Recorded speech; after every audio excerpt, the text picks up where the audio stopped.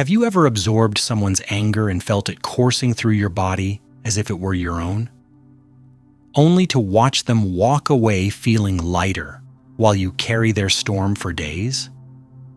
Many assume this means you're too sensitive, that you lack boundaries, that you need to simply toughen up and stop caring so much. But Carl Jung revealed something deeper. This isn't weakness or excessive compassion. It's participation mystique, a primitive form of psychological fusion where you cannot distinguish yourself from the other. Your ego never formed its skin. And what looks like a gift of empathy is actually a survival adaptation forged in childhood dysregulation. This didn't begin with you choosing to be open. It began with a child who needed to survive a caregiver who was emotionally chaotic, narcissistic, or psychologically absent. Safety wasn't found in your own body, your own feelings, your own knowing. Safety was learning to read the room before the room exploded, to sense the shift in your mother's breathing, to detect the micro-expression on your father's face that meant danger was coming. You learned to bypass your own internal signaling system entirely, what psychologists call interoception, and focus all your attention outward, on them, on the object, on the threat. This is identity diffusion. Your sense of self was never allowed to be intrinsic. It organized itself around the regulation of the other. You became the thermostat for the emotional temperature of the household, the psychic kidney filtering toxins so the family system could keep functioning. And here's what most people don't understand. This permeability isn't poetic sensitivity. It's what Jung called abaissement du niveau mental, a lowering of the mental threshold. Your ego, which should function as the skin between I and not I, never ossified correctly. The walls never hardened.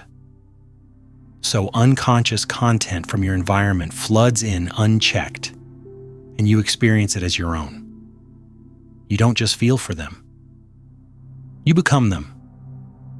You metabolize their anxiety as if it's yours. Their rage registers in your nervous system.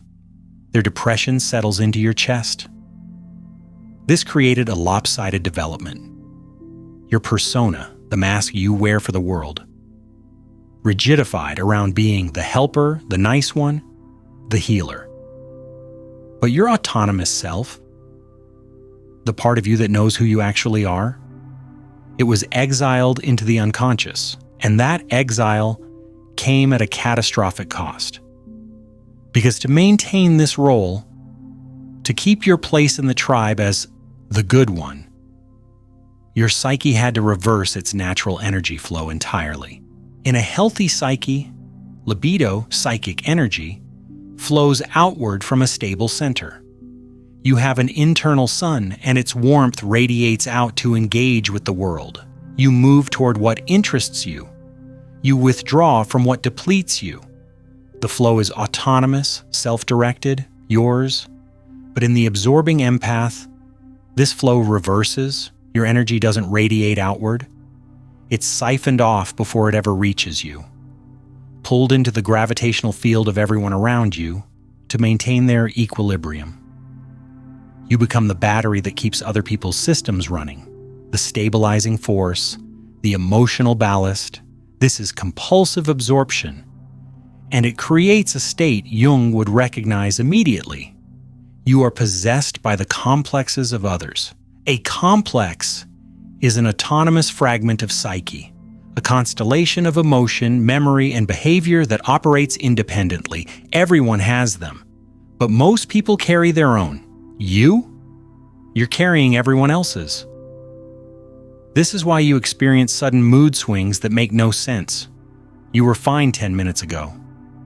Then you walked into a room, and now you're inexplicably anxious. That's not your anxiety. It's theirs. You picked it up the way a radio picks up a signal, and because you have no psychic container to hold it separate from yourself, you experience it as if it originated in you. The fatigue you feel after being around certain people, that's not introversion. That's the somatic cost of metabolizing someone else's unprocessed emotional content. Your body is doing the work their psyche refuses to do.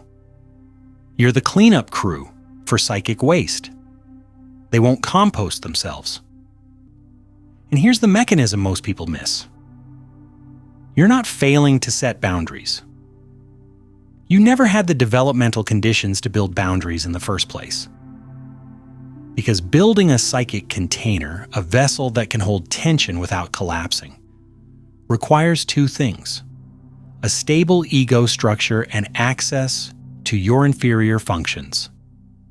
Most absorbing empaths are feeling-dominant types whose thinking and sensation functions remain underdeveloped.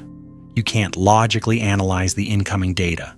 You can't physically ground yourself when the emotional flood comes. So instead of containing the tension, you resolve it the only way available to you. You merge with it.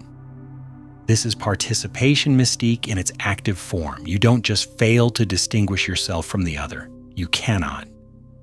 The boundary between your feeling and their feeling doesn't exist in your lived experience. There's just one undifferentiated emotional field, and you're drowning in it. You're not feeling your feelings. You're metabolizing theirs. And the role you've been given, the one that makes you valuable, that secures your place in every system you enter, is the one who absorbs the pain so the group can function. But to maintain that role, to keep being the good one, the helpful one, the one who understands, your psyche has had to repress something essential, something dangerous. Jung observed a law of the psyche that operates with absolute consistency. The brighter the persona, the darker the shadow. Your persona, the mask you present to the world, is constructed around extreme benevolence, endless understanding, unconditional accommodation. You are the one who never judges, never criticizes, never withdraws, the compassionate one, the patient one, the one who always gives people the benefit of the doubt. To maintain this self-image, your psyche must actively repress everything that contradicts it, and so the shadow forms. Not as evil, but as exile. It contains every impulse you've deemed unacceptable. The rage you're not allowed to feel, the desire to withdraw that you've labeled as abandonment, the capacity for cruelty you've disowned, the instinct for self-preservation you've pathologized as selfishness, and the will to power you've mistaken for violence. You've created an equation in your psyche. Goodness equals selflessness. Therefore, any act of self-assertion becomes morally equivalent to harm. Setting a boundary feels like wielding a weapon. Saying no registers as betrayal. This repression doesn't make the content disappear. Jung warned that an emotion which is not accepted by the conscious personality plays the role of a witch or demon in the unconscious. Your exiled rage doesn't vanish. It turns inward as depression, aggression against the self, or it leaks sideways as passive aggression, as martyrdom, as the subtle punishment of withdrawal disguised as exhaustion.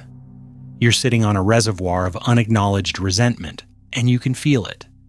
In the tightness in your jaw, when someone makes another demand. In the fantasy of disappearing that surfaces when you're overwhelmed. In the flash of contempt you immediately suppress when someone presents you with their incompetence for the 100th time. But the shadow holds more than rage. It also contains what Jung called the golden shadow, your exiled sovereignty, your claimed authority, your capacity to lead, to decide, to occupy space without apology. You've projected this power outward onto others. You view them as strong, dominant, capable of holding the world. You view yourself as sensitive, fragile, too permeable to carry such weight. This is the projection that keeps you small, that keeps you in service, that keeps you from recognizing the king or queen energy you've banished into the unconscious. And here's the collusion. You admire the narcissist's strength, which is actually false bravado, masking terror. They crave your goodness, which is actually self-abandonment masking rage. You carry their vulnerability. They carry your power. Each holds the other's lost half. This is the neurotic entanglement Jung recognized as the pairing of opposites. Two incomplete psyches creating one dysfunctional whole. There's one more piece hidden in your shadow: the judge. Your persona insists it doesn't judge. I understand why they did that. They're in pain. Everyone's doing their best. But underneath, you see with razor-sharp clarity. You detect the incompetence, the malice, the manipulation, the laziness, the cowardice. You observe it all. You just suppress every observation to remain nice. This suppression severs you from discernment, from your psychological immune system, from the capacity to recognize a threat before it breaches your perimeter. Your power isn't missing. It's been locked in the basement. And the person holding the key is standing right in front of you. The relationship between the absorbing empath and the pathological narcissist operates through a mechanism Jung called projective identification. Each person unconsciously deposits their disowned psychic content into the other, then relates to the other as if they are that content. You absorb their shame, their terror, their self-hatred. They experience temporary relief. The feeling has been externalized, placed into you like toxic waste into a dump site. Meanwhile, you carry it as if it's yours. You feel their shame in your body. You metabolize their self-loathing. You become the container for everything they cannot consciously hold. And they use you as that container because you've been trained to accept the deposit. Your childhood made you available for this. Your porous boundaries make you accessible. Your compulsion to fix and soothe makes you willing. This is the feedback loop. You complete their individuation work for them. You carry the vulnerability they've disowned. They carry the power you've exiled. The system achieves a terrible equilibrium, and it stays locked as long as both parties continue the exchange. The hooks are precise. When they say, "You're the only one who understands me," that's the vanity hook. You're special, chosen, irreplaceable. When they say, "After all I've done for you," that's the guilt hook. You owe a debt that can never be repaid. When they threaten to withdraw or rage or collapse, that's the fear hook. Your survival instinct activates, and you scramble to stabilize them. You stay because leaving feels like murder, because you can see their wounds so clearly, because you believe if you just love them enough, understand them deeply enough, hold them patiently enough, they will finally heal. But they don't heal, because you're doing the healing work for them. Your presence allows them to bypass their own shadow. Why would they integrate what you're willing to carry? And then something shifts. Not a decision, an exhaustion, a cellular level recognition that you cannot continue. You stop absorbing, not as an act of aggression, not as revenge, simply as the result of a psyche that has finally reached capacity. You stop metabolizing their anxiety. You stop explaining their behavior to others. You stop offering reassurance when they manufacture crises. You stop performing the emotional labor that kept their system functional. This is the mirror effect. You stop being the container. And suddenly, they're standing in front of a reflective surface, forced to see what they've been projecting outward for years. The system collapses, not because you attacked it, but because you withdrew your enabling presence. You stopped participating in the unconscious dance. You let them hold their own weight. And in that withdrawal, you discover something. Your greatest weapon was never confrontation. It was your refusal to continue absorbing what was never yours. But this refusal, this mirror, only becomes possible through one process: shadow integration. And that process is not metaphorical. It's alchemical. In alchemy, Transformation occurs inside the vas hermeticum, the sealed vessel, the temenos, the container where opposing forces can meet without one destroying the other, where heat can build without explosion, where dissolution precedes reconstitution. The unhealed empath has no vessel. You are a spill. Every emotion that enters you flows through without boundary, without shape, without the friction necessary for transformation. Shadow integration is the process of building the walls. This container is what allows affect tolerance, the capacity to hold the tension of opposites without collapsing into one pole or the other.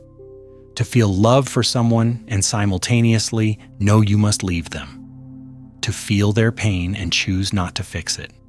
To recognize their wound and refuse to become their healer. Most people cannot hold this tension. They resolve it immediately. If I love them, I must stay. If I feel their pain, I must relieve it. But the integrated empath develops the psychic musculature to sit in the fire without moving, to let contradictory truths coexist, to be still while the alchemical process does its work. This is not philosophy, this is embodied capacity. And it begins with reclaiming what you've exiled. The rage you've repressed isn't the problem. Its repression was. Because rage, authentic anger, serves a sacred function. It is the energy of the self protecting its boundaries. There are two forms. Ego rage says, "How dare you treat me like this?" It's focused on victimhood, on injustice, on the wound. Self-anger says, "This behavior is unacceptable. It stops now." It's focused on the boundary, on what will and will not be tolerated, on the line that must not be crossed. Ego rage collapses into resentment. Self-anger moves into action. It provides the activation energy required to break trauma bonds, to exit stagnant systems, to sever entanglements that have calcified over years. It is the fire that cauterizes the wound so it can finally close. You've been terrified of this anger because you believe it will make you the villain. But integrating the shadow means accepting that you will be the villain in someone else's story, and that this designation has no power over you, because you are no longer seeking their approval. You are accountable to your own integrity. The work itself is concrete. It is not metaphorical self-reflection. It is targeted skill building that strengthens the functions your psyche has left underdeveloped. If you are feeling dominant, your inferior function is likely thinking or sensation. These are the tools that create boundaries. Thinking allows you to analyze interactions logically, stripping away the emotional distortion. Sensation grounds you in physical reality when the emotional field tries to pull you into fusion. The drills. Write down your interactions with factual precision. No emotional adjectives, just, he said X, I did Y. The outcome was Z. This engages the logical function and breaks the emotional trance that keeps you merged. When overwhelmed, anchor into sensation. Press your feet into the floor. Feel the texture of the fabric against your skin, hold an ice cube. This pulls libido out of the diffuse emotional field and concentrates it in the physical body. Jung developed a technique called active imagination, entering a meditative state and inviting a shadow figure to speak. Personify the rage. Ask it. What do you want? What are you protecting? Negotiate with it. I will let you defend us, but we will not scream at the boss. We will write a resignation letter instead. And practice the small number, decline the receipt at the store, refuse the upsell, institute a mandatory 24-hour pause before agreeing to any request involving your time or energy. These are not symbolic gestures. They are the literal construction of the psychic container. They are how you stop being a spill and become a sovereign vessel. The shift from compulsive absorption to conscious sensitivity is the shift from slavery to mastery. Before integration, the language of your experience was, "I can't help feeling this." Passive, overtaken, possessed by the emotional field around you. After integration, the language changes. "I am choosing to open myself to feel this." Active, deliberate, sovereign. This is not semantic difference. This is structural transformation. You now function as a semi-permeable membrane. Beauty can enter, connection can enter, joy, intimacy, genuine vulnerability. These pass through. But toxicity, manipulation, chaos, unconscious projection, these hit the boundary and stop. The alchemical filtering capability you built through shadow work allows you to engage with the world without being colonized by it. And something else emerges: psychological X-ray vision. Your intuition was always acute, but before it was distorted by projection, by your own unconscious material layering over what you were actually perceiving. Now cleared of that static, your intuition becomes a precision instrument.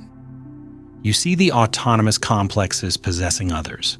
You recognize the exact moment when someone's false self takes over. There's a glaze in the eyes, a shift in tonality, a script being read rather than a person speaking. You can identify which complex is active: the wounded child, the tyrannical father, the abandoning mother. And you interact with the complex rather than the person, navigating the exchange with strategic clarity. This makes you immune to gaslighting. When someone says, "I never said that," your internal recorder, fortified now by the sensation function you've developed, says, "Yes, you did. I remember the exact words, the context, the tone." The reality distortion field that works on others fails against you. Because you trust your perception more than their revision. You can still feel what others feel. But you no longer mistake their feelings for yours. You can sense the anxiety in a room and recognize, that's theirs, not mine. You can witness someone's pain without the compulsion to fix it. You can hold space for suffering without absorbing it into your body. This is the coincidentia oppositorum, Jung's term for the unity of opposites. The integrated state where contradictions coexist without conflict. You are open yet sealed, loving yet detached, gentle yet formidable, empathic with boundaries, compassionate with discernment. People experience you differently now. Some are drawn to your presence. They feel safer, clearer, more themselves around you. Others are repelled. Your refusal to participate in unconsciousness agitates them. They cannot hook you with guilt, manipulate you with fear, or flatter you into compliance. The tools that worked before no longer function. Your presence alone sorts the room. It draws in the healthy, it repels the toxic, not through effort, through being. And this sorting function, this automatic organization of your relational field, is not the result of strategy. It is the natural byproduct of wholeness. The integrated empath is dangerous. Not through malice, through presence. You embody the reality principle in a world addicted to illusion. Your authenticity punctures the collective fantasy simply by existing. You refuse to participate in the unconscious dance. And that refusal destabilizes every system built on enabling, on absorption, on one person carrying what another will not hold. When you stop absorbing, the system collapses, not because you attacked it, because you withdrew the foundation it was standing on. This is non-compliant power. It doesn't argue, it doesn't justify, it doesn't explain. It simply refuses to carry what belongs to someone else. And that refusal is unbearable to those still asleep. Jung believed the individual does not heal for themselves alone. By integrating your shadow, by metabolizing the unconscious darkness of your lineage, you clear the psychic air for the collective. You stop the generational transmission of trauma. You break the pattern that would have continued through your children, your students, everyone you touch. The weapon is your wholeness. It doesn't strike, it stands. And systems built on unconsciousness break against it like waves against stone. You are no longer the sacrificial lamb. You are the elder, the seer, the one who holds the mirror steady while others decide whether they can bear to look. Thank you for exploring this with me. If this resonated, I invite you to like and subscribe. This work deepens when we're not alone in it. Share this with someone who might recognize themselves here, and leave a comment with your reflections. Thank you for doing this consciousness work. See you in the next exploration.